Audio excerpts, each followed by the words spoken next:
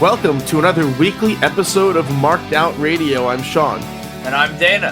And we are in full swing for the spring con season. Lots of stuff coming up.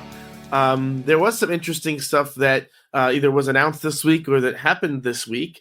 And so I think the first thing we noticed that happened this week was there was an announcement for Fan Expo Philly. You freaked out about it, and I believe this is one of your predictions from the end of year. It was. I predicted that Mel Gibson would make his way to the East Coast. And I'm honestly feeling like this says more about the large branch I went out on for these predictions. And I should have been a little more of a big swinger. But either way, I'll take it. I was right. Mel Gibson is hitting Philadelphia. So, I mean, Fan Expo, which Fan Expo shows? Have you been to any Fan Expo shows? I don't believe I have. So, Fan Expo is what rose from the ashes of Wizard World. I went to Fan Expo Boston back in, I believe, the end of 2021, I think it was. And it was a show that was destroyed by COVID in terms of the number of guest cancellations, but that was one of Brendan Fraser's final con appearances, which was cool.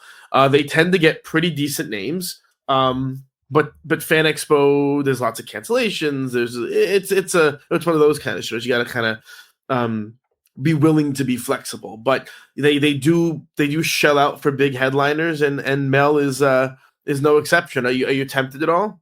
Slightly. On a photo level, I'm not really concerned. Like, the photo I have is perfect. Maybe on a group op, if Glover, I don't believe Glover's there yet, although I would imagine he's soon to follow. But I'd like an autograph, but I don't know if I'd like it enough to go to Philadelphia. How about you? I mean, Philly is not a bad trip. When is Fan Expo Philly? I meant to look this up and didn't. Fan Expo Philly is May 16th to 18th. I actually think the calendar's pretty clear in May. I'm definitely open to it. Because we were just joking the other day that we don't have anything really on the books until Fanatics Fest in June. So in terms of what cons we have planned, which is kind of crazy. I think that's because a few of the smaller cons that we did last year just don't have guests that we want to do, and then Chiller and kind of it's not happening for us, or you might zip in and out real quick. But we just, I don't know. It looks like this year's a slower con year, at least in the spring for us. So I mean, I'm open. That's definitely something we should. Have you gone over the roster at all? Other than I'm on it right now. This would finally give me a chance to get Kate Mulgrew. I feel like I've been chewing on getting Kate Mulgrew for like 9 years. I got an autograph from Kate Mulgrew at Wizard World Philly 1,000 years ago on my Star Trek captain's poster, which is pretty sick. Looking at this list, McLovin. That's actually pretty cool. McLovin's cool. Heather Graham, I didn't get Heather Graham there was a show I wanted to get her, I didn't for some reason. I don't remember why. So Heather Graham is good for me. Betsy Tulik from Grimm. That's a solid name. I don't even know who that is. Where is that? On the bottom with her husband. Oh. No. What do I know her from? She's from something else. Superman and Lois. I don't watch that garbage either. What else? Hold on. What do I know her from? She's from something else that I've seen. Now, of course, I have no idea what it is. I did watch Grimm the first season, but that's not where I know her from. Now I'm gonna be like digging through IMDb trying to figure out where the heck this girl is from. Don't worry, you'll figure it out once we stop recording. Absolutely. She had a very fun guest spot on House 100 years ago, but there's only a 2-episode spot. I remember that. I guess that's it. That was what I remember her from, House. That's so strange, right? I mean, but it's true. That must be it. House. So anyway, I don't care that much about her. Not what else? It's a solid lineup. I would definitely be interested in. I'd throw this con on our list. Pending something coming up. I do love all the Twilight people who are getting added. I guess since Twilight was dropped by Creation. So you have Ashley Green, Jackson Rathbone, and Peter Facinelli, who are their creation staples, who are now coming to Fan Expo. I love McLovin. Walton, honestly, if we're at the show, I might just roll with Walton Goggins because I never got him at NYCC. I'm really excited about Heather Graham, and yeah, that's pretty. That's What's actually pretty fascinating, cool. they don't have Mel Gibson photo ops for sale yet, which makes me think that obviously they're waiting for Glover or someone to be added before they start selling stuff. Because then Yeah, they must get flooded with all the emails of can I exchange, and so I guess what's they funny wait. is this show also booked Jodie Whittaker with John Boyega, and if you remember, for NYCC, I love the movie Attack the Block that they were in Yes. together, but I didn't get the duel because Jodie Whittaker's expensive, man, due to Doctor Who. But now, NYCC is in the rear view. I'm You've not been selling dropping. all your stuff, so Yeah, I'm not dropping thousands of dollars on a show.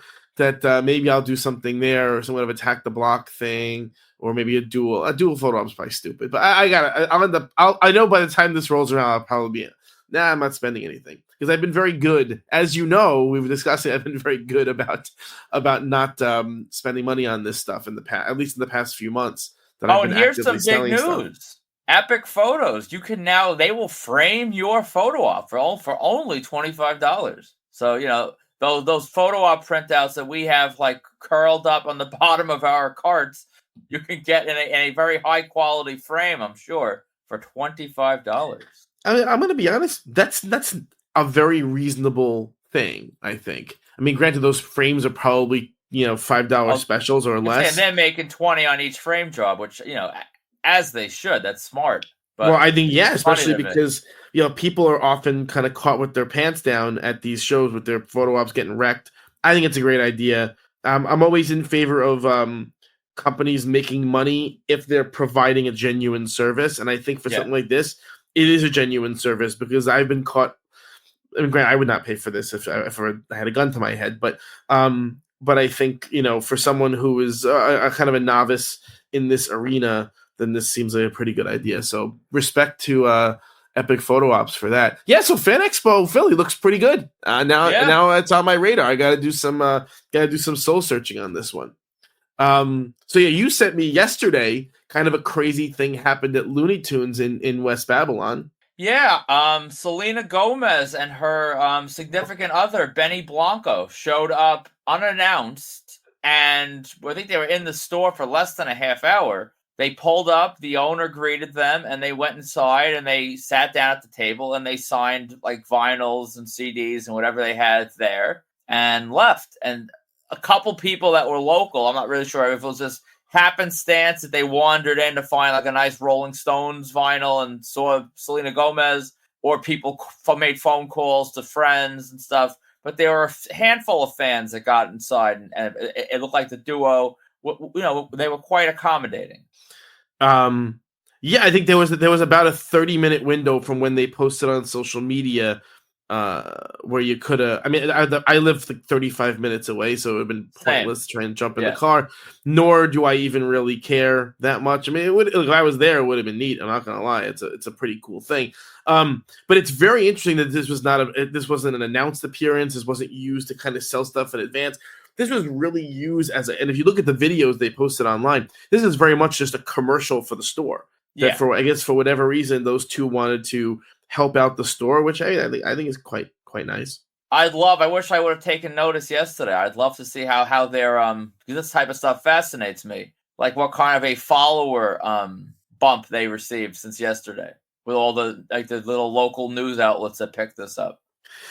Yeah, I definitely saw the. I mean, they definitely released some of the stuff that she signed. They put it on the website. Some of the stuff they put it on social media. Some of the stuff they said you have to come to the store and get it. And I don't know if you saw, they announced today that all the signed stuff is gone.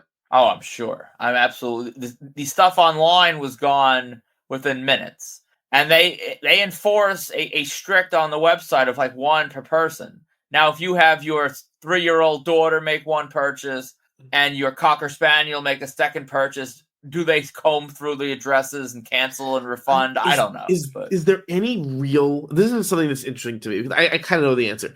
Is there any real money to be made on something like this? Because if you're buying a vinyl, you're paying full retail, which is $45 with tax. Then you're paying PayPal surcharges, so that's another $5 they charge you. Plus, you got to pay shipping. So you're probably not seeing this vinyl in your hands for under $60 if you're buying it online. I mean, that means you have to basically sell it for $90 or $85 or so to break even on an eBay. That's a tall order for a new album like that. I think the one advantage would be, and your only angle is, I would imagine they signed the cover, and I believe the ones that were sold through other outlets was the insert. And I know that that's a big difference to people that collect these things.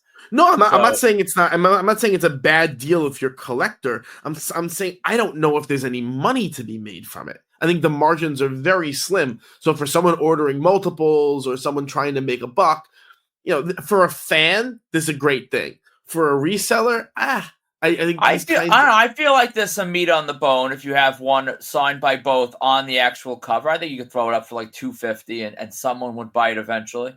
I don't know, man. I mean, I think Selena Gomez is actually not. She's kind of made a resurgence with her acting and stuff like that. Yeah, maybe. I don't know. It's the kind of thing that when I saw it, it was more of a that's interesting, but I didn't really feel any urge that I needed to, scramble to get something went on done. if it was still in stock, I would have grabbed one just as the experiment. The way I had my Junior Marvin Bob Marley record up there for like 6 months at that high price, and guess what? It sold. So that's always my logic. If there's not a ton out there done and signed in that way, that there's all you got to do is find that one person with money and the care for that type of thing. That's fair. That is very fair. So it was a pretty cool thing. It definitely made waves in the media. So, I mean, I saw it all over social media. Now, granted, I am plugged into these kinds of, various Facebook groups and stuff like that. But it definitely also, I saw it on a bunch of local Long Island media too. So this was definitely something that got Looney Tunes a little bit of publicity, which is nice to see. Absolutely. What else? Oh, so we I think we intended to talk about this either last week or the week before, but it just fell off due to time. Fanatics Fest, in addition to announcing its lineup, or at least part of its lineup, has also announced some changes to its layout and to the format and structure of the show. This is you think this is more of a big deal than I do, so you can handle it, and I'll give my 2 cents. Okay, I have their exact message. It goes, because someone was complaining about that they will oversell photo ops and turn people away like last time, and that they wasted money and on airfare and hotel to be denied for photo ops they paid for months in advance. Fanatics Fest's response was, "We hear you, and we understand how frustrating that experience must have been. This year, we're making major improvements to our photo ops and autograph process. We've expanded to a dedicated hall that's 5 times larger to improve flow, introduced better line management with dedicated lanes, reworked talent schedules for more availability, and added clearer signage and real-time updates so you always know where to go. Our goal is to make the process smoother, more organized, and enjoyable for every fan." For the record, I am sharing this and I view this as a big deal, not because I necessarily believe the improvements to be real, but just so we can sort of poke fun at this after the fact when things are largely the same. And, we could say, well, where was all these promises? I mean, I think it's going to be real, but more in the sense of like the kind of stuff that they're touting as big improvements is bare minimum stuff that should have been done from the beginning. Dedicated lines. I mean, the major cons have been doing dedicated lines. NYCC has been doing dedicated daily lines for years now. Years. This is not a new thing, and it's always fascinating. Like, there are people who know how to run these cons, and yet all the companies like Fanatics. I mean, because I started when Fanatics entered their relationship with WWE. I started doing a little bit of digging on them. They're run by a billionaire who, they're basically their goal their corporate goal has been to muscle their way in and kind of force all the other major players out of the market, which they've more or less done at this point. But what's funny is rather than just like, rely on the tried and true methods that have worked in this industry, and rather than maybe hire an expert or hire a consultant for someone who's successfully done these kinds of things in the past, they try and reinvent the wheel with their stupid show, and they ran into a lot of very, very avoidable problems. And look, we talked about this contemporaneously. By the way, I noticed that that's the third show consecutively that I used the word contemporaneously, which is absolutely demented. But I digress. I think we should I think the world records people, Guinness. I think they you've got to be getting close. Yeah. But at the time, that's what contemporaneously means. At the time, we made a joke about how ridiculous their practices were, but also how we were able to navigate those practices because we have con experience, and the poor people who were at the show for the very first time bringing their 9-year-olds were stuck. And it just so much is avoidable with a little bit of humility, a little bit of recognition that your company did not invent the process, your company did not invent the system, that you rely on the expertise and the experience of people who came before you, so that you don't have to do a thing where you run a kind of an autopsy on your show afterwards to figure out what went wrong. If you have people in the beginning who help you plan, who know how to do this thing, you avoid a lot. When we were at, if you weren't at the Fanatics autograph space, if you weren't there, like I remember saying to you, we were kind of texting back and forth, that it was the craziest thing I've ever seen, because there was just nowhere to go or do anything. You were just like kind of in a massive mob of disorganization. And you can't tell me that you brought in someone as a company who knows this kind of thing, because they would have told you straight, or either that or you brought them in and didn't listen to them, because they would have just told you straight away it doesn't work. That you need to have a space to put people. So I do think they're going to make these changes, but it's just funny to me that they make it seem like they listen to their fans when this stuff was so easily avoidable, because it's stuff that NYCC and Fan Expo and Steel City and all these other shows that are of comparable size have done for years. And so, yeah. Well, here's the deal. I definitely believe a lot of these changes are going to happen. Like, obviously, they will have a different space. It would be kind of hard to put us back in the same space and say it's different. But the idea that you will always know where to go, there's going to be signage, and that you're going to hear all the announcements, that's not going to happen. We know that's not going to happen. We'll roll up at the time we roll up, and they'll be setting stuff up like last time. They're not going to fix all of that. But I agree with you. These are things, if you would have spoken to even a seasoned fan that goes to a lot of these with a brain, could have told them that these things would not have worked. And if they would have brought in a consultant, like you said, of course, this could have all been avoided. So it is kind of funny. But I don't think, they're acting like it's going to be the smoothest experience ever. I think there's still going to be a ton of hiccups. And, hopefully it's just better than it was last time. I mean, I think the good thing for me this time around is whatever I will end up needing will be a lot less than I needed last time. Yeah, as of now, I think I have a goose egg on WWE things. I may do a Taker autograph, as I discussed, and at this point, I'm chewing on perhaps I may finally get a Mike Piazza autograph, which I've never done. I mean, the fundamental problem with an autograph from a guy like Piazza is that you're gonna, at a con like that, you'll pay double to triple market value for something, and for me, that's very agonizing to do. Yeah, if he wasn't my all-time favorite player, I mean, I would have those same reservations. But I think now's the time I bite the bullet and get something. I currently have nothing in my collection autograph-wise, just the photo op. So this might be the time, unless they add a whole bunch of other people I need, and then I don't have time or money to do it. Do you see what he's charging for the autograph?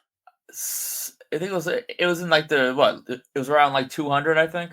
I mean, so I'm not sitting out here researching Mike Piazza autographs, but I'm pretty confident that you can find something on the secondary market for a third of that price or less. Well, if I did anything, it would be I would design something. I would design a print or something Yeah. metallic. I would do something sick. It wouldn't just Yeah, be no, something it's just very hard. It's very hard for me to swallow when that price is so much higher than secondary value. I know, obviously, we've talked about there are reasons for why that happens, and yes, we've had those conversations at length.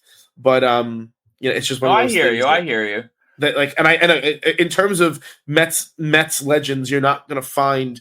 Can I say from the steroid era? But you're not going to find people from the steroid era who are as big as he's as big as it gets. From the Mets from that era. So, that's that. I get what the impulse is. It just would agonize. I would be dying paying $200 for Mike Piazza autograph. Um, that's for me. But I get it. And if you design something cool, then it's probably worth it. I'm curious who else they add to this show. I'm curious if they start doing some novelty things, some group kind of ops and some situational kind of ops that could be interesting, because that's where they could get me bad if they want to. You had a problem with the Joe Montana price, didn't you? You messaged me something about that this week. It's very high. It's $280 for a photo op. It's insane, in my opinion. Joe Montana autographs, his autographs retail significantly below what they're charging. And, autographs at least have some tangible value. And they take a lot longer. Photo ops in this context, maybe 150, maybe, but I wouldn't go more than that. Yeah, I hear you there. And then for me personally, I'd love to go in on Sunday for Allen Iverson, but I know last year Allen Iverson bailed on photo ops altogether and just left early, or went to the club or did something. I don't know what he did, but he didn't do his photo ops. So that scares me to go in on a Sunday and end up just having to hope and pray that he actually fulfills his obligations. Yeah, I mean, listen, I don't think a guy like Iverson is going to start in 2025 fulfilling his obligations. You know what I mean? We're talking about practice, right? This is something that he's been known for his whole life, his whole career. So, I mean, I'm not too optimistic, but I get it. I mean, again, this is an iconic name from a particularly important period, so I get it. But I wish the sad, frustrating part is I wish the absolute best for Fanatics. I wish the absolute best for Fanatics, because that show has the potential. They have the budget and they have the contracts to put on the best cons in the history of cons, right? So I think the last one was. I said that last year. The last con, I dare someone to find me a better lineup. I understand if you're not a sports collector, I didn't even scratch the surface on the sports names that were there. But I mean, no, but I think the problem is when you have something run so poorly, yes, it detracts. It detracts from being called the best. So they have the ability to put together the best con ever. That's something that few people can put together. Who have that ability. So I really hope they get their act together. And yes, it's a premium product that's expensive, and I understand all that, and I'm okay with that piece of it. But if you're gonna charge a lot of money, just then do it right. Yeah, do it right. You don't pay first class prices to sit in the baggage hull of a plane. That's true. The whole point of first class. And yes, much like you, this is right in our backyards. I hope this thing goes on for the next 30 years. Better and better each time, and I end up paying for a new wing of the Fanatics office by the time it's all said and done. But yes, they got to get better on the execution. I agree.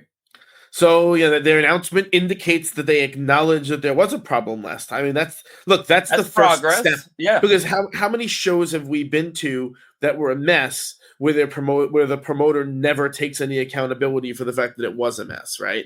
So the fact that they did at least acknowledge some of the problems is, I think, a step in the right direction. I agree.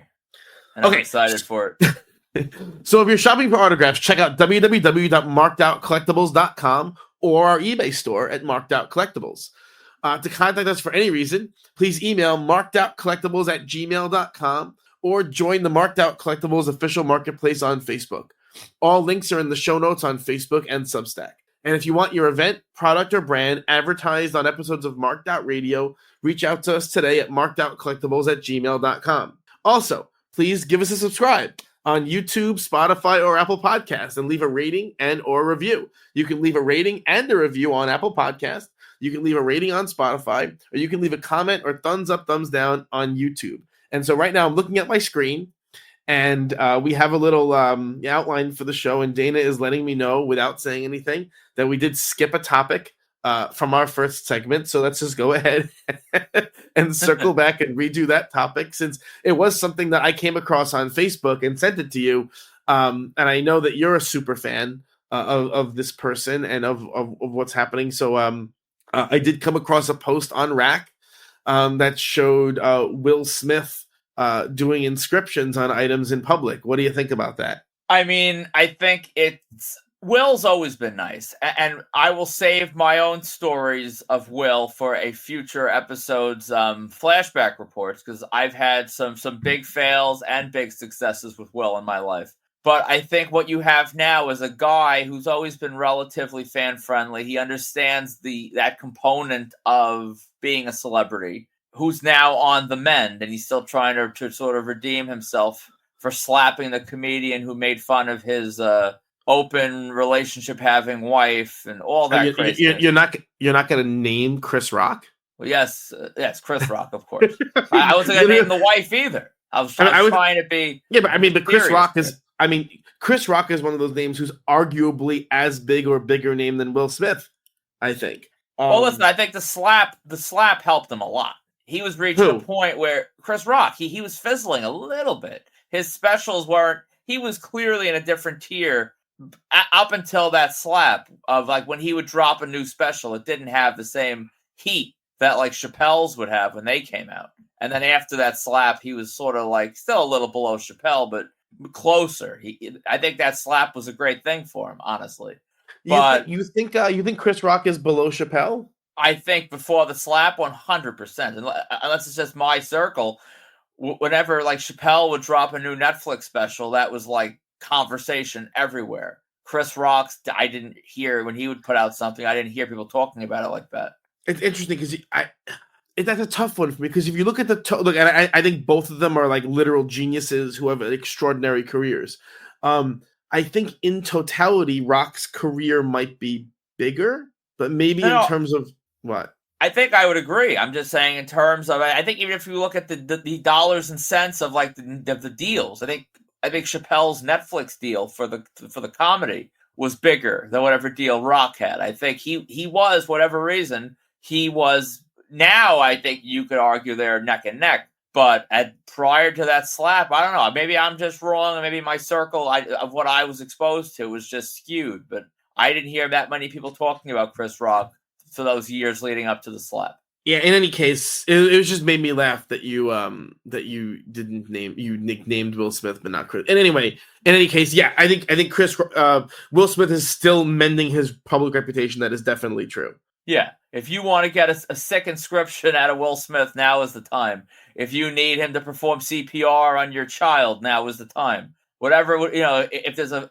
burning building to run into to save someone, now is the time. Will Smith, I think, is going to do whatever he can to seem like, apple pie, Americana, the everyone's favorite baby face. And I think it's awesome. And he spanked that piece. I'm a little annoyed. I'm a little annoyed it's Men in Black. Because, I'm not the hugest Men in Black fan. I would have probably done something different. But it looks sick. Of Will Smith, that's his biggest property, though. I get. Yeah. But I would have done something different. But what is bigger? I mean, look, at the end, I think that's probably his best work. No? I mean, in terms of fandom and like what I would say was probably his most quality work, I would probably look at like the Pursuit of Happiness, but I don't expect to see a grapher out there with that, so I get it. Yeah, I couldn't be paid to watch that. I think no, it is a sick piece. He was like clearly trying to take care. It's just so interesting because you have someone who's an A-lister who's out there giving convention quality, higher than convention quality autographs on the street. The reason why we're even bringing this up is because it's extraordinarily rare. It's extraordinarily rare to even get a high quality signature from someone on the street just because of the mechanics of trying to get something signed on the street. It's awkward and you're standing up and everything. But to get someone to do a full quote with a gorgeous convention quality signature, it's unheard of. It's just not done. It's so rare. And to have someone of that stature do it, that's one of the reasons why this is going to sound like a commercial, but I love Rack as a group just because that's where you see stuff like that. And, they have the best street graphers in the world, and who come up with the craziest stuff. Who was that? Will Kuntz, whose thing it was? I don't think it was, because was it? Normally I would have the photo up and he didn't post it. But I actually forget Pursuit of Happiness. I would have done Bad Boys. I think that's right. It's close to Men in Black, and to me, it's a superior franchise. But that's just. I mean, I think you could at least make an argument. Pursuit of Happiness, I don't think you can even make. That is probably his best acting performance. But I digress. I don't think anyone's looking at Will Smith for his acting performances, but I'm trying to find where I sent this to you. I forgot to send this to you in the Facebook Messenger thing, didn't I? I sent it on text, I believe. You broke the system. I did break the system because now I can't find the damn thing that I sent. Anyway, yeah. So I forgot a bunch of stuff from the the first segment. You were very excited to plug markedoutcollectibles.com, and I don't blame you. Listen, yeah. By the way, I don't know. What's funny is I don't know where it's coming from exactly, but the traffic to markedoutcollectibles.com has gone up substantially in the past few weeks. I don't know if I have you been looking at the metrics and stuff. I have. It's through the roof. Everyone realizes Marked Out Collectibles is about to leapfrog Amazon as the number one retailer in the world. I mean, you're being funny, but I mean, I think this month over last month we've had like a 20% traffic spike, which is, I mean, 20% traffic spike month over month, consistently. So I mean, listen, I will take it, and thank you to everyone that's going on. But I think the obvious reason is because you do such a great job on these commercials, and people have to go. I've also been, and I am not ashamed to say it, I've been on Twitter like crazy. When I see WWE ID matches posted, I make sure to post. I do. I reply. Have you been seeing these? Have you been following these or no? I only from you telling me, but listen, it has to be done. It's the same way whenever I put anything on our Instagram story from the ID. And it's always funny to me, like when the guys that I'm posting to like promote the autographs are like watching the story. And it's like Brad Baylor sees me posting like swipe right like stuff on like a every other day basis. And he must either think I'm like a lunatic. I mean, I am a lunatic, so I guess he just knows, but it's just funny to me. Just to give you an idea, my numbers were actually wrong. Our month over month, let me see something. So let's do this. They were right. Our month over month traffic, our unique visitor traffic has increased by almost 22% month over month. Wow. Okay. That's a lot. That is. And that's very interesting for me. It makes me happy because that shows that we're increasing our reach a little bit, which is very nice. So why am I even bringing that up? Why did I even bring that up? Oh, yeah. Why did I bring that up? You were excited. You skipped over all the news to talk about markedoutcollectibles.com. Oh, that's true. Yeah. I mean, I don't know how much is driving traffic from these commercials, but I have been posting to Twitter and all this. So anyway, there is one more piece of convention news, which is, so I don't know if you guys people saw a few months back, Sting, the wrestler, not the musician, announced that 2025 was going to be his last year doing cons in the makeup. We actually did we talk about that? Yes, I think we did. I don't remember. In any case, the 2025 is his last year of doing cons in the makeup. I'm not sure why. He's slowing down or he doesn't want to do it. So he was recently added to Rhode Island Comic Con, but it's kind of fun. And you noticed this. It's kind of funny how they are advertising his appearance. Yeah, I feel like I'm watching like an old NWA angle right here. They are billing this as the Stinger's last New England appearance ever. So, I mean, he better get his fill of the clam chowder and stuff, because if he's loser leaves town match, I guess he's not going up to New England ever again. Yeah, I mean, I respect the hustle. I don't think this is Sting's, as you pointed out earlier when we were talking. I don't believe this is Sting's last con in the Northeast. If I'm gun to my head, I don't even believe this is his last time wearing the makeup in the Northeast. I know they're selling that, but this is wrestling and this is cons. And are you with me on that? Yeah, I mean, it's the last time wearing the makeup until 2027, when it's his first time back wearing the makeup, and you just flip the coin and you got a whole nother sales pitch right there. I respect it. So, I mean, on one level, if you really need Sting in the makeup, I would make a point of going and getting it, just because you never know. He is 66 years old, and in wrestling, that's somewhat elderly, but also I would take these things with a grain of salt, and I would also expect a little bit of a price premium. I don't believe we actually checked his price. Did you? I didn't. Let's see. Buy autographs and photo ops. 80 for an autograph. There's got to be some premiums on there, but they're not mentioning it. Pro op 100. Selfie at guest discretion. That's actually standard. Not bad. No. What do you? It's 100 includes $9 in fees. Yeah. See, I just clicked the overall thing. It's got the list. I'm not like on the store side of it. No, so autographs available during pre-sale only. You can't buy them with cash at the table, and Sting will not sign bats. I bet you that they will do, because I've had that. I've had little things like that at Rhode Island. I bet you this $80 is for an 8x10, and then if you go up there with the a figure or a life-size scorpion or something, they will probably try to upcharge you. Wouldn't shock me, but I mean, if he's not accepting whatever, and these guys change the rules as they go. Yeah. There's no scruples to this whatsoever. No.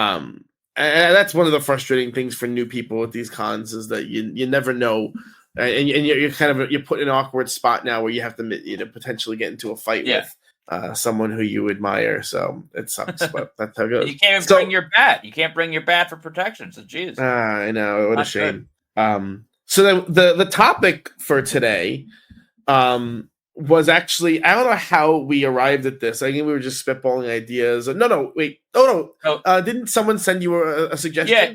Here's how it happened. I posted the haul of Ric Flair autographs I got for myself, just to let everyone know where all my profits went from that whole signing. And I had the George Napolitano Picture History of Wrestling. I think that's the title. I don't know. That book, yeah. Yeah. And it's signed by Sting, Flair, Hogan, Luger, and then there's the Ultimate Warrior. And someone commented about how it'll never be complete, which sadly that's the thing. That's the burden with a lot of the wrestling stuff. And then Vinny, our man on the street, made a comment that I should get Dana Warrior to sign for the Ultimate Warrior. And I, of course, responded with invalid. And then Vinny messaged me privately and said this would be a great topic for the show. And he's right. And here we are. It is a good topic for the show. It's one of those, honestly, it's one of those down the rabbit hole topics that we would have gotten into a vicious fight about on markedout.com forums years ago. I feel like this was on the board, argued about years ago. Am I nuts? Or I think much like you with your Elmer's paint pens that you got Moses to sign way back in the biblical days. I think we were ahead of the curve on this as well. I think there was definitely some lunatic on the board that was looking for relatives to sign for their dead people. So I think this was on the board. Well, I think it came up because Chiller, for the longest time, Chiller has been adding dead relatives of famous people. So they had the most obvious one from Chiller was Sarah Karloff, who was Boris Karloff's daughter. Because Boris Karloff's been dead for decades now, and Sarah, shoot. So is Sarah, by the way she looks. Yeah, she's been. I don't want to be insulting, but she's she's been around the scene now for a minute, and she was basically making money off of her father's name. Andre the Giant's daughter is one of these as well. Someone booked her not too long ago, right? I think so. Yeah, she was. I think she may have been at the same show as Maybe was it Oh WrestleCon last year? Yeah, Andre. She came around with like I don't know different artifacts, which I guess on that level it's kind of like cool. Like if you bring like like a museum exhibit with you, but But I mean, that I can understand more. but honestly, WWE hired. So how do you feel about something like a Vicky Guerrero, where she was hired as a favor, because Eddie died while he was on the roster, so she was basically given a job so that their family wouldn't be homeless, more or less. Well, yes, but she was awesome though. At least maybe I'm alone. She would get go away heat. I don't care what kind of heat. When she would come out there and start yelling, "Excuse me," the crowd went nuts. I think that was the greatest bit of like nepotism ever. No, I get it, but I mean, but they basically there was not even a pretense that she was like a performer or anything. They just No, hired her, they just yeah. And so, but I mean, then she obviously parlayed that into some kind of career, which is really hilarious. But I guess so. She's a little bit of a weird outlier here, but I mean, the Ultimate Warrior's wife was kind of the Dana Warrior. She was a part of this conversation. So where do you stand on it? I would absolutely love, and I'll get into why I can't, but I would absolutely love to just make fun of anyone that does this and say it's ridiculous. Because, like, in my actual, like, you put a gun to my head, and I don't think it makes sense. I think Dana Warrior, in and of herself, is a valid person to get. If you want a Dana Warrior 8x10 sign, since she was on the WWE payroll, she's been at the Hall of Fame, fine. She is at least like of an ECW zombie level of notoriety. But to get her on the Ultimate Warrior Hasbro or anything else that's Ultimate Warrior related, I don't understand it at all. There's little things where I can kind of wrap my head around sort of filling a blank space, but to just take an item that is singular, doesn't have other people on it, just take a singular item and get the deceased relative on it. To me, you might as well sign it yourself. Just write your favorite memory of that person in paint and throw it on your shelf, and it would be just the same to me as that. How about you? I would never in a million years. I think it's hilarious. I do think it's hilarious, though, if I'm being honest. But I would never, ever, ever, ever, ever do that. It's just one of those things that's just funny to me. I would go. I mean, what am I thinking? We make fun of this all the time. The Power Ranger, his daughter does the cons. She has big lines. Yes, but I mean, I think to some level she would have had lines even if the guy was alive, because it's the daughter. I mean, again, it's sort of like the Flowers guy from Big Event. I think it's really just guys being kind of creepy and they think she's whatever. And I guess the idea that you could, sort of be rubbing up on half of the genetics of the Power Ranger would be kind of exciting to some of these weirdos.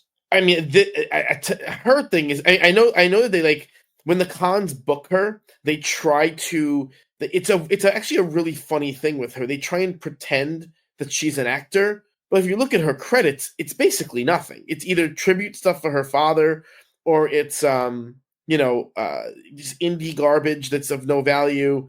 I mean, I get it. Yeah, she has to make a living, but it's that whole thing is fascinating. That there are people who want to be near the. Wait, so you would consider the Jenna Frank thing to be different from like the Sarah Karloff thing?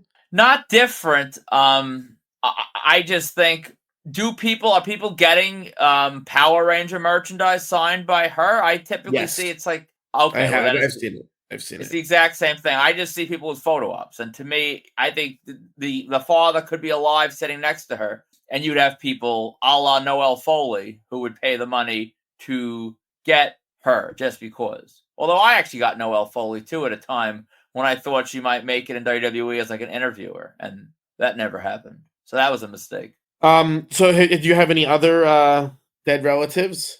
Unfortunately, I do.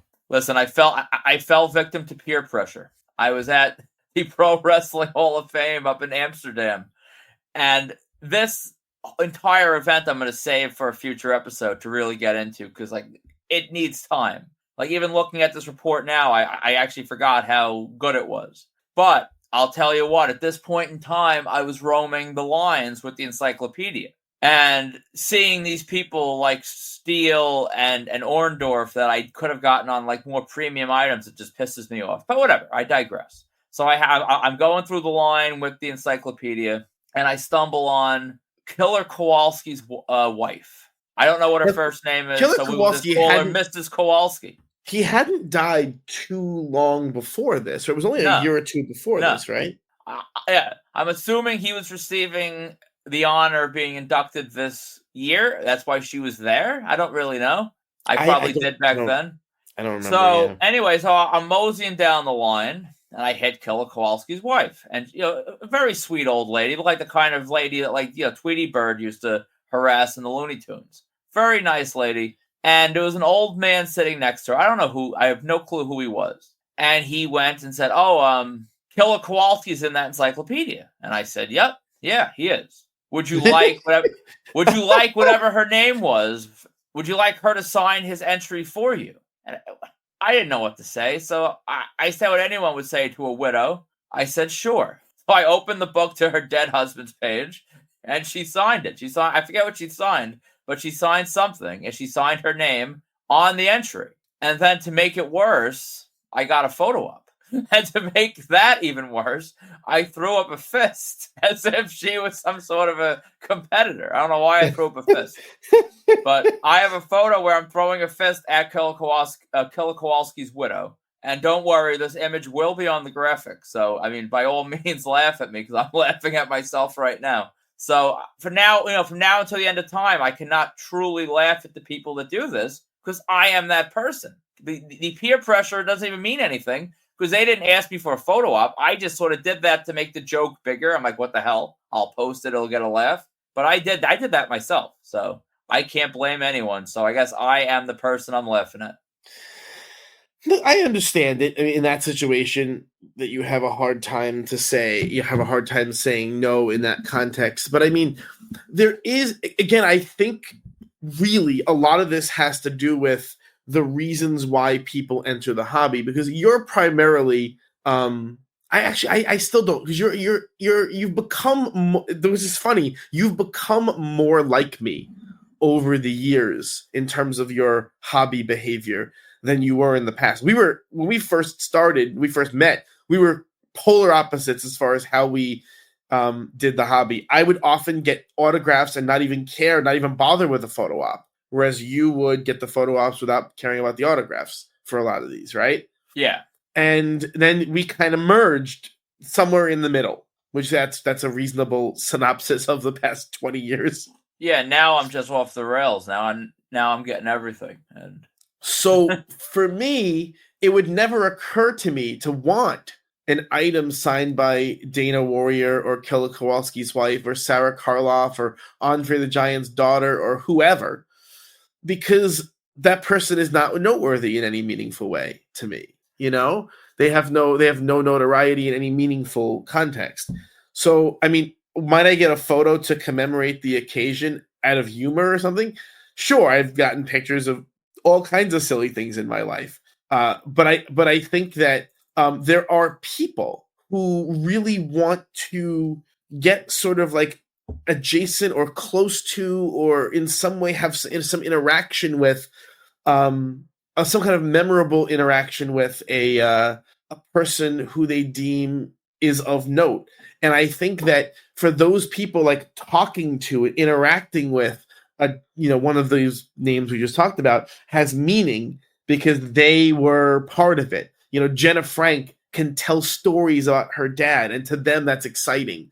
Or Sarah Karloff can talk about, her dad's experiences as an actor or whatever, and that's exciting to them because they care about it. And I don't know what it says about me that I truly don't care about it at all. Am I interested in those experiences or talking about them? I don't know. What do you how's your thought about it? I think the fans that have that level of excitement, I think in all honesty, and I would put myself with you in this one again, like you said. I think if you are someone that you're such a fan of the person's work that meeting their daughter or whatever and getting stories about that person meant something to you, and you could share that story with them, how this touched your life in some way. I actually think in a way in this deranged world that we exist, I feel like it almost makes more sense because, like, if you're such a big fan that you want to meet these people, you maybe should care a little bit about something a family member could share, like a story that would mean something to you. You and I sort of exist on, like, I almost feel like we're like serial killers, if that makes sense, where it's all just about trophies and just not, knocking people off our list, and there's not that much feeling there. But for me, a part of it is aesthetics too. I like to collect things that I like to look at, and there's an aesthetic component, which is why, I mean, I know you think this is crazy, but for me, it's totally logical. I don't buy photo ops with voice actors for that reason, that because it doesn't look like anything to me. It doesn't make any sense, It's like the person's face doesn't have any relationship with what I care about. I would never, that's clear my logic. So the things that I buy are things that I like to look at and are amusing to me to look at, and that's a whole other respect that psychological component, But to me, there's one more page in this whole dead relative thing where I just want to throw it out there. You have people, you have situations, and there's a couple of examples. You have Zilla Fatu, who someone could argue is not even really valid himself since he's barely done anything. But people get him to sign the Umaga Funko. That is like a thing that I see quite often. Also, you have Priscilla Presley, who is asked to sign Elvis stuff, and I would all argue day long, yeah. And she has, perhaps more in the Vicky Guerrero realm, where a lot of it was sort of because of who she was, but she has accomplished things to some level. Do you feel any differently? How about, Natty Neidhart signing a Heart Foundation 2-pack signed by Brett? Would you rather have, or, Harry Smith for Bulldog? These are people that aren't just like Dana Warrior that have really done nothing besides be related to someone dead. They've actually done their own thing. Does that make it any better for you? See, for me, and this is crazy, I find this to be totally deranged. Totally deranged. Not only of no value, but of just questionable sanity. Unless your goal is to just have some kind of weird fake proximity to a person you admired. Like, if you were like a mega fan of Jim Neidhart for some completely insane reason, and you want to get like everything you can as some kind of memory of him, then I guess this makes sense somehow, I guess, kind of. Maybe. But I don't know. Maybe, sort of. But like, it has, when I say no value to me, it's just baffling. I'm totally puzzled by it. It's confusing. I would never want it. I wouldn't take it for free. Same. The one exception that I can kind of see a value for the figure collectors out there is that new NWO 3-pack and Hogan, Hall, and Nash.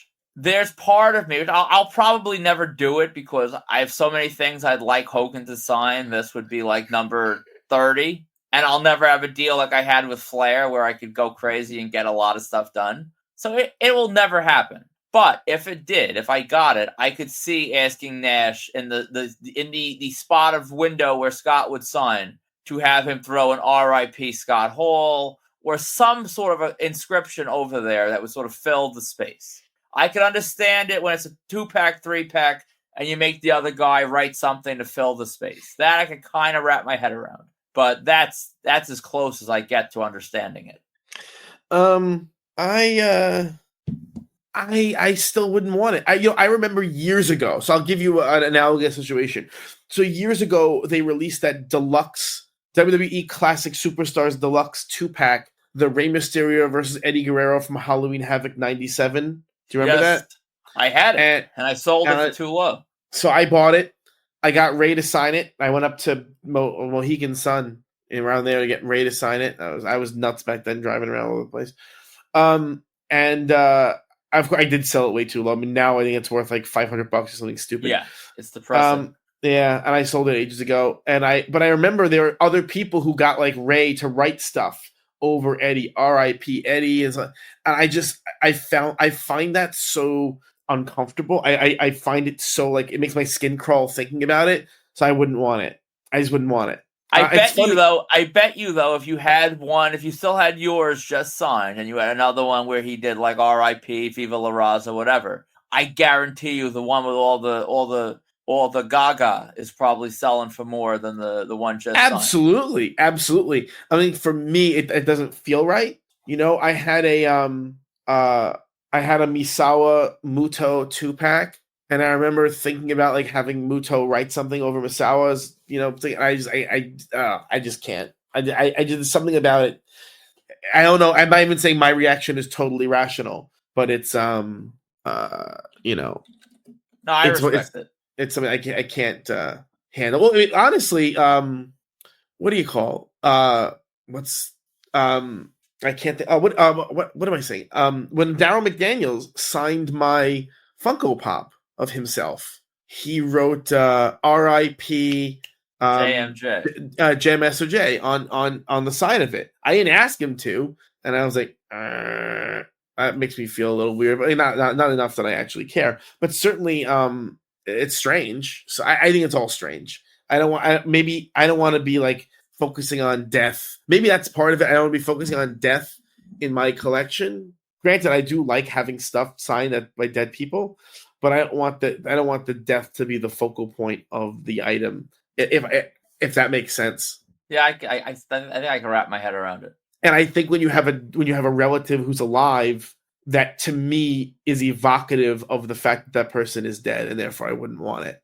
So I would not want Priscilla Presley on an Elvis item because it just is a reminder that Elvis is dead. If that makes sense. Agreed. So I maybe it's weird, but that's just how I feel. So it is a funny thing, and it is something that people still do, and you will still do. They bring these people out. Look, Martha Hart has done appearances, right, for Owen.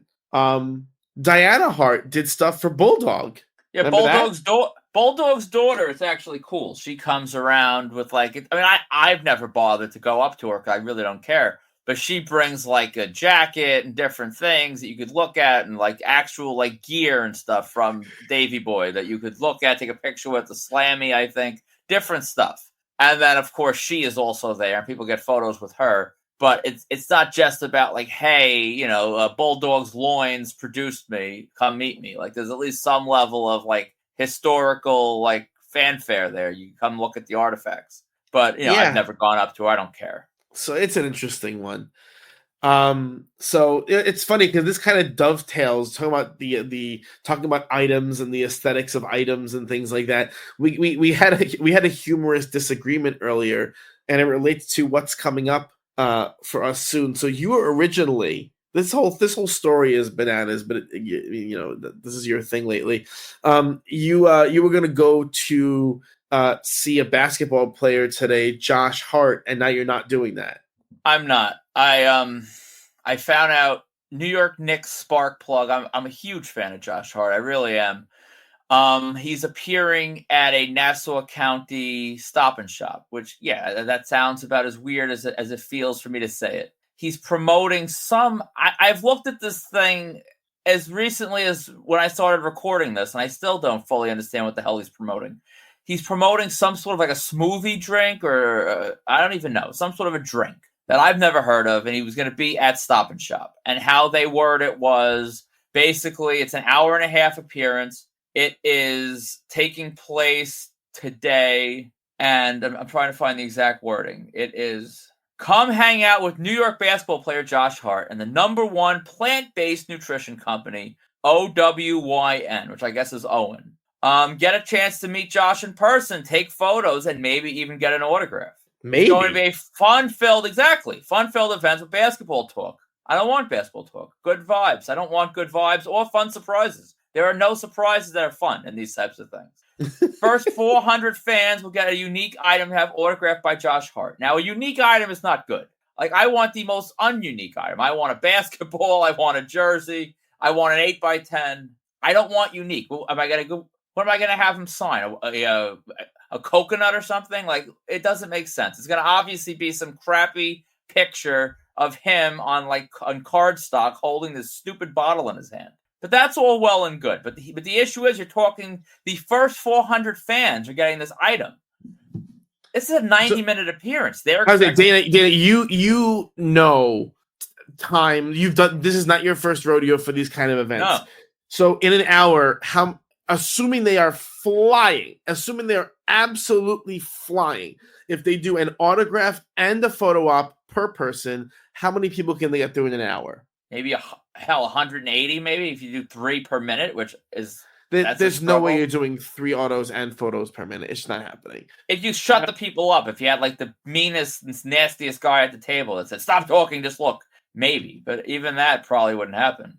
I'd say, having done many of these things before, I think you're absolutely looking at 60 an hour is pretty much your maximum, because inevitably they're going to wheel someone up to the front with a wheelchair at the beginning, and that you're screwed, right? Yeah, there's 20 minutes right there. Or there's a kid, or something happens. Someone of with some kind of disability comes up, and then all hell breaks loose, right? Yeah. And I was all these red flags aside, I figured, what the hell else do I have to do today on a Sunday? It's not like I have work tomorrow and I could rest or do yard work or do something productive. So I was going to go. And I was going to go like 4 hours early. I was going to suffer. I was going to be miserable. And then, as luck would have it, as the combo gods would see fit, an alternative chance rained down from the heavens. And my alternative option today was Hank Azaria is appearing at Record Stop of Patchogue for a special signing event. He is doing a Springsteen. He has a Springsteen cover band, and he is performing today at the Patchogue Theater, which is another place like Looney Tunes that honestly owes us advertising money with how often we bring it up. But anyway, he is available for autographs and photo ops. No good vibes, no basketball talk, just autographs and photo ops like I like it. From 5 to 7 today at this record store. And all you need to do to get in is a purchase of a ticket to the show or a donation of any kind, which even he said in the video could be as little as $1. Now, I won't do that, because if you see the actual amount of money you donated, you really look like a complete just loser of society to donate $1. I'll do a little more than that. But that is what I'm doing. You have to pay money to get in, and then you have to pay for the photo ops and autographs. So how do you think it's going to work? It's a record store. So I believe, and the way I'm understanding it, you get a combo, because it says you get one personal item and one photo op. So my belief is you need a donation or a ticket to the concert to enter the building. And once you're in the building, you get that as part of being in there. I don't think they're charging you on top of the donation. So my favorite part, so you asked, in the interest of telling the full story, so you asked if I wanted to go, and I said no, which you were very surprised by. I still am. I just don't want to drive today. I just booked a vacation. I just booked a vacation last night, and I have some planning to do, and I'm not planning to get dressed or leave the house today, and so I just don't want to do it. It's really what it boils down to. I just don't want to do anything. Hank Azaria is a sick name. I will probably on some level regret it. But what am I? It's funny because the scramble that you went on yesterday is so funny to me that it just reinforces my because this is the kind of thing I would absolutely have seen myself doing, that I'm glad I'm not doing it. So you immediately, we're thinking, well, you need a personal item signed by Hank Azaria, and so what do? Well, I'll make it even sicker. I already have a personal item I need Hank Azaria to sign. What do you have? The Birdcage Laserdisc that's signed by Robin. Oh, so wait, why aren't you just doing that? Or are you going to try and do both? Here's what I'm going to do. My friend Bobby is coming with me. He just wants a photo op, so I told him I will cover his donation, and he just gets my second item done. But now I'm already freaking out about how am I going to stop Hank from signing over Robin? I mean, I'm sure he wouldn't, but I might put a post-it note over the signature. Just do make a painter's tape box. True. Just make a painter's tape box on a vinyl. That's what I'll do. Okay, that's a good idea. So I have that. So despite having that really sick item that I could have been done, and that would have been as simple as that. I left my house in darkness. It was dark already. I left my house. I ran to get dressed to leave my house to go to Target because I was searching and scouring for different things I could get, and I found a Moe's Tavern plastic phone that Jack's Pacific makes in their new Simpson line. And I mean, luckily, just to be clear, it's really a brazen cash grab because it's a cheap looking red plastic phone, but they put a Moe's Tavern sticker on the front of it. They did. It's a nice sticker. So I went down, I found it. I also found it. It actually gets more deranged. I found while I was in the Funko aisle, and I saw that that phone. I laid eyes on the Batman the Animated Series like replica cowl. Okay. And I bought it. It's awesome. It's completely awesome. I don't know what I'll ever do with it, but I bought it. So I bought that too. So you see me yesterday barreling my way towards the self-checkout lanes. You have other people there, like, as you would expect at 7:30. They're picking up something for dinner, maybe something from the pharmacy area, some sort of an essential. And then you have me with my arms filled with like Simpson phones and Batman cowls, and I'm sure all the people were just judging the hell out of me, as they should. But what makes this extra funny for me is that you send me the picture of this item, and so I make the mistake, I think, of saying, oh, so you're gonna get it signed on you're gonna take it out of the box and get it signed on the item itself, and this sent you into a tailspin. It did. I'm still reeling from it. My initial plan was to get it signed in yellow deco. I think it's always a good thing to get the character's skin tone represented in the paint. Very important. Yes, you got to do that. So I had a yellow deco, and I was thinking, like, right up on. My big question was, do I do front window or top window? Do you want to be looking at it from eye level? Or do you want to be looking at it from above? That was my big question. And then you went and screwed up my whole mind by thinking, do I take it out of the box? If I take it out of the box, do I get it signed on the receiver? Or do I do it on the base? If I do, which color? Do I try yellow? Because yellow is still the Simpson skin color. Or do I do silver? I don't know. And do I put it back in the box, or I display it out of the box? You gave me far too much to think about. I mean, what I suggested was, for an item like this where it's big and where the box is kind of janky and not great, but there is a large amount of plastic on it, and eventually over time that box will degrade and that window will pop out. The glue will degrade. It's something that was going to happen. So my logic is, you get the item signed and then you put it back in the box. You can still see the signature through the window because the box is like 40% window, so you can still see the item through the window. But then, like, in the future, if the box were to ever become damaged, no big deal. You can always get another box, or you can you keep the item as is, and you can still see the signature through the window. I don't see any opposition. It doesn't make any sense to me why you wouldn't get the item done. You talk about keeping the box mint or whatever, but I don't. For something like that, where it's not an item that is going to have any meaningful collector value, being sealed, it's really barely sealed. It's a piece of Scotch tape. You could always reseal it with a piece of Scotch tape if you wanted to, and you're done, right?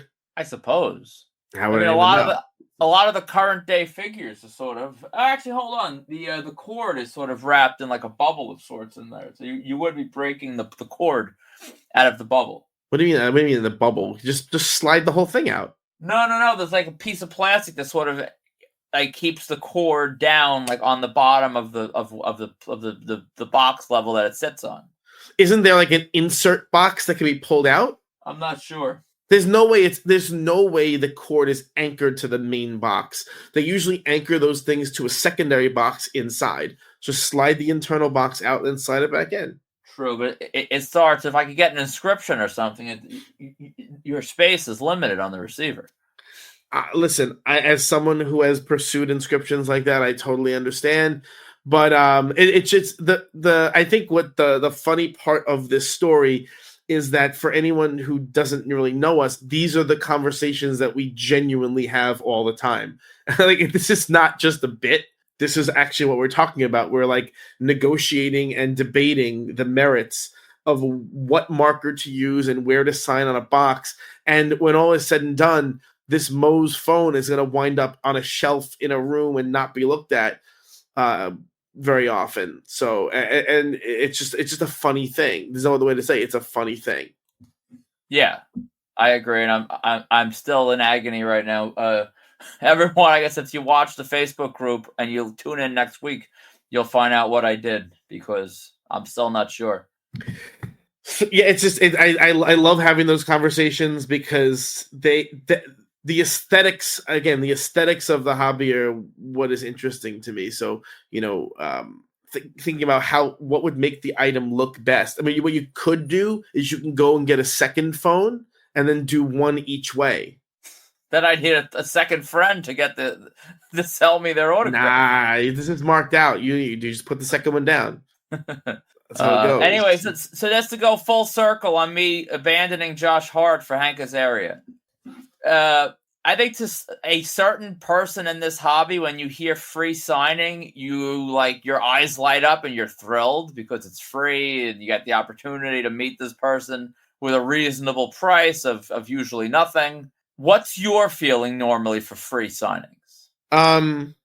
Depends what it is, right? So I'm trying to think of the number. I don't think I've ever been to many free signings. I went to. Do you count like Triple H at Costco? Do you consider that free? No, because if that's free, then a book signing is free, because we had to buy that awesome movie, The Chaperone. Then I'm trying to think what have I ever been to one that was free? WWE used to, and still does, a lot of them. Like you had the Jey Uso one in Staten Island a few weeks ago that people were lining up at 1 a.m. and 2 a.m. for a those Cricket Wireless ones, right? Yeah, which I mean, I've never done one. You save the $100 from getting them at Fanatics Fest to then spend like 10 hours online. Which even if you pay yourself an hourly rate for each hour you're waiting online, you're being taken advantage of. Like to me, that there's nothing free about signings like that. You are paying, just not in the convenient way where you just pay with money and get what you want. Yeah, I have no interest. I'm trying to think of what I did. Rey Mysterio at a car dealership in 2007. Actually, funny. I can't remember. Did I talk about this last week or not? That my mom called me and told me she found those autographs from those football players. Did I tell you about this? You told me off air, but not the listeners. So I definitely mentioned this on air ages ago when I was a kid, and my parents took me to Ground Round, which is like a chain restaurant, when I was like 9 or 10. No, it was 10 years old. It was 1990, and there were a couple of football players there, a couple of Jets signing autographs. And I think one of them, I'm going to type it right now. I think one of them was Wesley Walker, the Jet, and who was not, I mean, he was not famous. He was just a wide receiver for the Jets in the 80s, in the 70s. But I can't remember who the other guy was, but I got those. That was like my first autograph experience. We were there totally by accident. We had no idea these guys were having an appearance. When we got there was no crowd whatsoever. We were at our table, and I remember the manager came over to my table, or our table, I was a little kid, and was like, hey, there are some football players here. Do you want to meet them? And I remember my parents being like, I guess. And it was sort of like that. And when we had those 8x10s signed, from 1990, and I thought those were lost to history. And I believe that was the term I used, lost to history. Well, my mom called me the other day that she dropped a picture frame and broke it. And so when she was removing the photo from the picture frame, behind the matting of the photo in that frame were these autographed pictures from 1990. So we must have jammed them in a frame 30 years ago or whatever to keep them preserved. And they were there ever since. Isn't that insane? It is. And I imagine they'll be hitting New York Collectibles eBay page any day. So I haven't seen my mom. I'm not sure exactly when I'm going to see my parents next. What month is it? It's March. I don't know. The next time I see them, I'll get them from her, and I will definitely post them on the Facebook group just so we can see. But I'm excited to have these artifacts from my past. I don't know. I don't think there's any value in Wesley Walker because he's still alive, and is not a Hall of Famer or anything. So I imagine there's a ton of stuff out there for him. But he was inducted into the Suffolk County Sports Hall of Fame in 2000. So that's something. I remember he was a very nice guy. Oh shoot, Walker. After he retired, he became a PE teacher in Kings Park. There you go. Look at that. That definitely increases the value. So actually, his son went to Johns Hopkins like I did. Look at that. That's interesting. Anyway, I mean, I remember him being a very nice guy. And hand to God, I don't remember who the other player was. I remember Wesley Walker was the more of a star of the two. So I'm curious to get these back. And it's one of those things that's just really funny how I thought it was gone for good, and it's not. Yeah, well, look at that. And one more funny little anecdote. I got a message the other day from someone, and this is just like the way people react to different things is just amusing to me. Back, for people that don't know, before marked out collectibles was like really a thing, I would do like edits for different people, fans, vendors, what have you. And lately, since we have like our signature style, I don't really do them anymore. There's a couple of like friends that'll ask me to do things here and there, and I'm happy to. But like by and large, I've refused most of the business I'm offered. I had one lunatic that made some whole deal with me for like 20 edits, and I ended up refunding him like midway through the deal. I'm like, this is, here's what you're owed, because I couldn't deal with it anymore. It was just too annoying. But I had one guy that I sold to like 3 years ago that he messaged me asking for a price to get this edit done and to have it shipped to him printed. So I gave him the price. And yes, my price nowadays is not always that cheap, especially something like this, because I don't want to do it. So if someone comes to me that I don't talk to or deal with and you want me to do this, I'll give you a number. Also, there are a bunch of people who are our competitors who are basically asking you to design stuff that's competing with our stuff on the market. That happens all the time. Yeah. Well, here's the deal. First of all, I probably shouldn't even say this, but I'll say it. I'll give people like that a number, and if they take my number, I will do it. But I always sell stuff I would never sell myself. Like I'm not giving you my top stuff. That's like, I'm giving like a spring training game performance in March. Like I'm going through the motions. I'm taking some light cuts. I'm not really doing anything. But in any case, so I gave the guy the price, and he's like, oh, well, you told me last that, you would do whatever price I said I would do. And I went through the messages, and legit at that time, 3 years ago, when I was doing like a lot of business, I said to him like, okay, future purchases, I can do the same price, meaning, at that point in time, not like, 20 years later. So I told the guy, I said, you're nuts. I said, I never said that I was doing a lifetime price. That I said, my price has gone up 4 different times since I last talked to you. And, that's not happening. And I don't know if he was really mad, but I mean, he seemed a little miffed at first. Like, there's no lifetime price. And like you said, at this point, it would be essentially me, sourcing my competitors with, I guess it doesn't make sense. So I just thought that was amusing. It is funny, and the whole edits game. I remember when you were doing these edits, and I was like, "You're way underpriced, and you're wasting your time." Was basically my argument for all of it. The edits game is fascinating to me. So many people you're pretty good at it. So many people who are doing in the edits game, selling edits, have no idea what they're doing, and they look horrible. That's always fascinating to me. But the idea that the idea that people are like want you to basically work for pennies an hour is crazy to me. Yeah. There's a last story about edits. There was a guy, and I'm not going to really get into naming names, but there was a guy a vendor, he does amazing, like his stuff is all top notch. And I remember I did some edits for him back before the collectibles was really a thing. And I remember it was a big job he wanted. He told me what he needed done. It was like over 100 edits. I quoted him a price that you told me I was nuts to quote, but still, you're talking like $500-$600 for like a day's work. So I did it. And he started telling me like what his regular guy would do for like less than that. And it was like, I fully believed him. And I told him, well, that's not my price. And, he took my offer. But like this guy has great work. The guy that he had at the time was extremely skilled. But it's like, whoa, like you're doing all this. You're doing airbrushing of skin and all these different like real like high end stuff for what boils down to like, you know, low dollars per edit. Like I don't, and you thought my price was low and my price was high compared to that price. So even the ones that are skilled sometimes I think are undervalued. And I think a lot of them, like you said, they don't really have too much of an idea what they're supposed to be doing. And they kind of just throw crap at the wall and hope it sticks.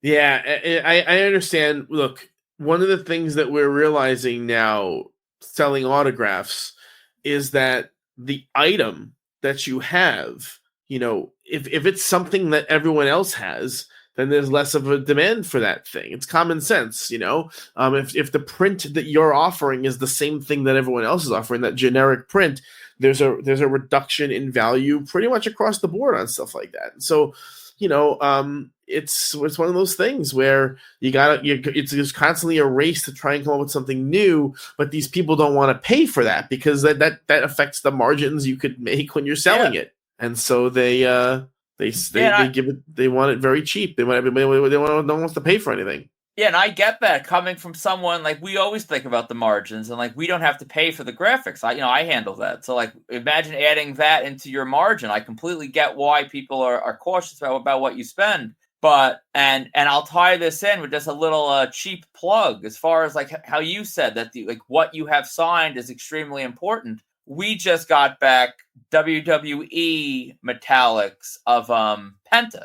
And you guys, you know, everyone should know Penta he did a lot of appearances. His secondary value is not always amazing. Like you can probably find a lot of AEW prints out there that are going to be quite affordable because he was in AEW for quite some time and made quite a number of appearances during that time. But we have, as far as like truly like this custom designed metallics, I think we have at this point the only WWE like high end custom designed metallics out there. So like, and these are limited. So it really comes down to if you're the type of collector that you'd be happy with a signature on a napkin for cheap and you have their signature, that's awesome. But if you're someone that you really value what is signed and the item and how it looks and what it represents, you know, there's not a ton out there with WWE images. Yeah. So it ties back into what we were talking about with aesthetics. You know, aesthetics, there are people for whom aesthetics are super important in this hobby, and there are people for whom aesthetics don't matter at all.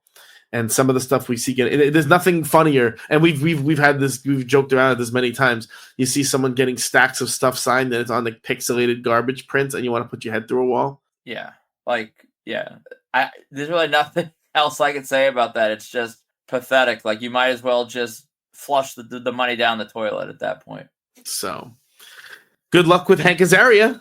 Thank you, and thank you for just screwing with my mind here. I still don't know what to do. So if you're shopping for autographs, check out www.markedoutcollectibles.com or our eBay store at Marked Out Collectibles. To contact us for any reason, please email markedoutcollectibles@gmail.com or join the Marked Out Collectibles official marketplace on Facebook. And currently, we have no private signings coming up, but we do have is a ton of inventory on Marked Out Collectibles. We have all your WWE ID talents. They're making appearances all over the country. Tons of streaming platforms. Lots of cool stuff. I noticed that on Twitter they've been featuring matches by Marcus Mathers and Aaron Rourke and Sam Holloway more than they were in the past, which is really exciting. Of course, you can check those guys out on Tubi as well. And so, you know, if you want to get in on the ground floor, we have some left. We have more of some than we do of others. There is some that we're just going to hold back a little bit and until they get signed. That's a whole other conversation. But there's still some left. And if you want to get it before it becomes impossible to get, then now is the time to do that. And now, again, our prints of those guys, whatever's out there is next to nothing, and whatever's out there, ours is just leaps and bounds above everyone else on the market. So there's that. We also have a little bit of stock. I noticed, Dana, that you put the our Mercedes Moné prints on eBay. I did, and the watchers are growing. They really are. You put it on Facebook too, right? Yeah, I'm probably so obviously. If you want those prints, you got to reach out on Facebook to get a better price. Obviously. Yeah, absolutely. Don't go through eBay. You know, unless you're someone, if you live in like Kazakhstan or whatever, I'm going to send you to eBay because I'm not dealing with that customs form. But if you're someone that it's a nice, convenient way to handle it, absolutely, we could always do better for you on Facebook. And I think all three of those prints are going to move quickly. This is not salesmanship. We've printed one 11 by 14 metallic of each. We did not sell any 11 by 14 metallics of these prints. So there is one in existence as of now, and I don't think we'll work with her again, so I think that's where it will stay. But we have one of each in existence. The price is not cheap, but guess what? It's a one-of-a-kind print. It is beautiful. It is serted. If you want a Mercedes Monet piece that looks like, it looks like money, that's what you should be getting. And I don't think they're going to last long. I also put up our Ric Flair prints are up on eBay, and I think also the collectibles site. And I still have to drop the Claudio stuff. The Claudio stuff I've just been sorting, but that'll be going up probably tomorrow. Awesome. So definitely check that stuff out. I'm so proud of the product we put out there. All of it looks great. And, it's if you're in the market for any of these people, check it out. So, I guess that's it for this week. You gotta start getting ready for Hank Azaria and make your big decision. You gotta maybe prime both pens and make a game day decision kind of thing. I guess. I don't know, man. This is rough. My vote is on the object itself. Put it back in the box, and you have a long time collectible. But that's just me. That's what I would do. And I know you're going to be a little bit different, and so we'll find out later on. I'm sure you'll post it on Facebook on the group with your decision. So for markedout.com, Marked Out Collectibles, and Marked Out Radio, I'm Sean. I'm Dana. And let's all rejoice in Dana's difficulty over Hank Azaria, and we'll see you next week.